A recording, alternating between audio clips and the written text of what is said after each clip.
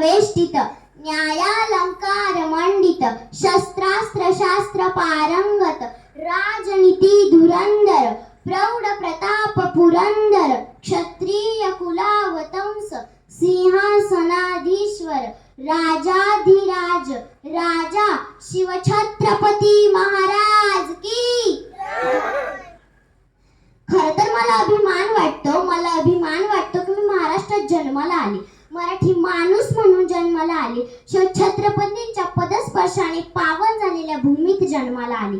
नमस्कार, मी वेदिका रेवन्ना तळवे, इयत्ता 3रीची विद्यार्थिनी. खर तर महाराष्ट्र म्हटलं तर शिवरायांचे नाव घेतल्याशिवाय आपण पुढे जात नाही, आणि जेव्हा तोंडातून शिवरायांचे नाव बाहेर पडते तेव्हा तोंडातून जय बाहेर आल्याशिवाय राहत नाही. चला तर बघू आपला महाराष्ट्र कसा आहे. अरे महाराष्ट्र म्हणजे मराठी मनांचा, मावळ मातीचा, पोलादी छातडांचा हा महाराष्ट्र, माझ्या शिवबाचा हा महाराष्ट्र, स्वराज्याचे स्वप्नमणी बाळगणाऱ्या शहाजी राजांचा हा महाराष्ट्र, स्वराज्याचे रक्षण करणाऱ्या संभाजी महाराजांचा हा महाराष्ट्र, आणि या तीनही कोणांना एकत्र जोडणारी रेषा म्हणजे राजमाता राष्ट्रमाता जिजाऊंचा हा महाराष्ट्र. अशा या महाराष्ट्रात अगदी अडाणी काळापासून आपल्या मागे एक मराठा नावाची उपाधी लागते. नक्की हा मराठा शब्द आहे तरी काय? अरे साधा आणि सोपा असतो या मराठा शब्दाचा अर्थ.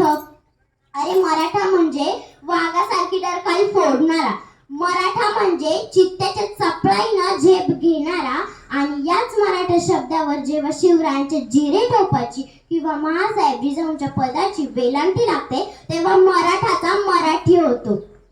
आणि हाच मराठी शब्द म्हणताना आमच्या काळजाचा ऊर अभिमानाने भरून येतं. हे वेगळं सांगायची गरज नाही माझ्या मावळ्यांनो. अशा या मराठी मातीत 19 फेब्रुवारी 1630 मध्ये राजमाता राष्ट्रमाता जिजाऊंनी या महाराष्ट्राला आपला पुत्र बहाल केलाय.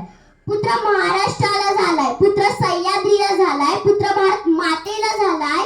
शत्रूच्या चिथडे उडवायला कृष्ण जन्माला आलाय.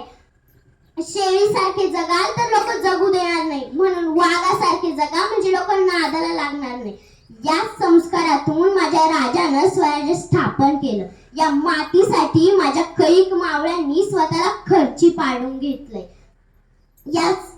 या सह्याद्रीवर कोणी वाईट नजर जरी टाकली ना तर त्याचा कोथळा कसा बाहेर काढायचा हे माझ्या राजाला चांगलंच माहित होतं. याचे ज्वलंत आणि जागतं उदाहरण म्हणजे हरे रंग का सपना लेके आया था अफजल खान इस माती में, हरे रंग का सपना लेके आया था अफजल खान इस माती में, छत्रपति ने घुसा दिया था भगवान